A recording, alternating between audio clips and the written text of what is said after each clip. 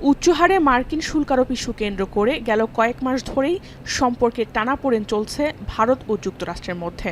Russia থেকে ভারত তেল আমদানি করায় সেই সম্পর্ক গিয়ে ঠেকেছে তলানিতে। গেল মাসে এর জেরে নয়াদিল্লির উপর 50% সম্পর্ক শুল্কারোপ করে ওয়াশিংটন।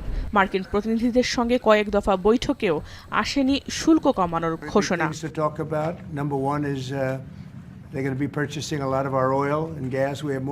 শুধু তাই নয়, যুক্তরাষ্ট্রের বাজার থেকে ভুট্টা আমদানি না করলে ভারত মার্কিন বাজার হারাবে বলেও হুঁশিয়ারি দিয়েছেন দেশটির বাণিজ্য মন্ত্রী হাওয়ার্ড লুটনিক।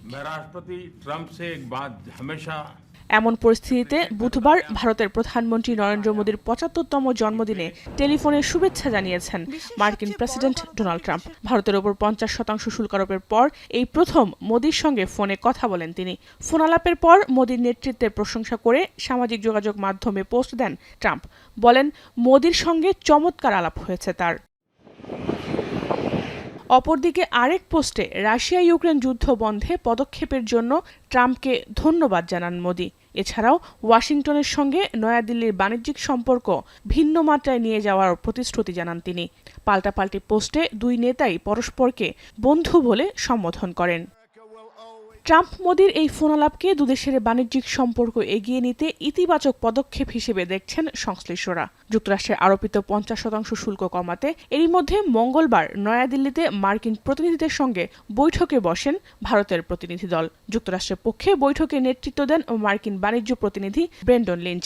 যদিও বৈঠক থেকে এখনও ইতিবাচক কোনো সাড়া পায়নি নয়াদিল্লি। এর আগেও সামাজিক যোগাযোগ মাধ্যমে দেয়া একাধিক পোস্টে মোদি ও ট্রাম্প যুক্তরাষ্ট্র ভারতের সম্পর্ক স্বাভাবিক করার বিষয়ে ইঙ্গিত দেন। যদিও বাস্তব চিত্র ভিন্ন। তবে মোদির জন্মদিন উপলক্ষে ট্রাম্পের ফোন কল দুই নেতার মধ্যে বরফ গলাতে পারবে কিনা সেটি এখন দেখার বিষয়। জাহানারা ভুঁইয়া, এখন বিশ্ব। শিয়া বাটার ও ভিটামিন ই সমৃদ্ধ লিলি বিউটি সোপ, তারুণ্যময় উজ্জ্বল ত্বকের জন্য। রিমার্ক,